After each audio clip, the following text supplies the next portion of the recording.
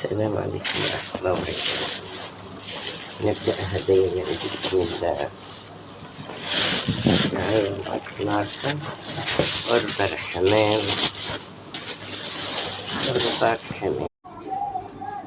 بسم الله الرحمن الرحيم. صباح الفل، صباح الورد، صباح الخير، صباح الحمام على حق. هنا عندنا عزومة.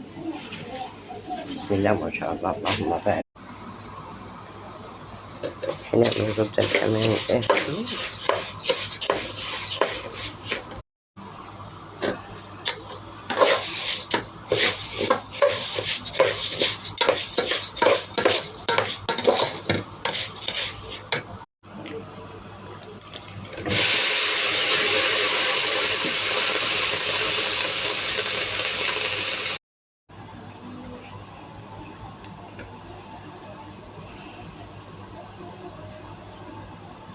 نص التسوية طبعا.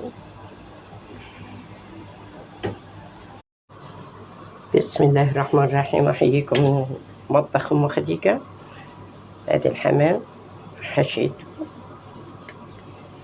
حنسوي مع بعض الحمام قدامنا ساعة بالضبط. اللهم صل وسلم وبارك على سيدنا محمد. البصل والملح. بسم الله الرحمن الرحيم. اللهم بارك، اللهم بارك بألف هنا. اللهم صل وسلم وبارك على سيدنا محمد. أنا هنا لقيت الحمام كتير ما شاء الله على الحلة، حطيت منه في حلة تاني عشان ياخد راحته في التسوية ما يفرقعش. نديله نص ساعة ونشوف. ربنا يستر والحمام ما يفرقعش. من أهم تسوية الحمام الناجحة إنك ما تغطيش الحمام ولا المنبار عشان ما يفرقعش. نصيحة من دلوقتي بعد مرور نص ساعة على الحمام في الشوربة، حابة أطلعه.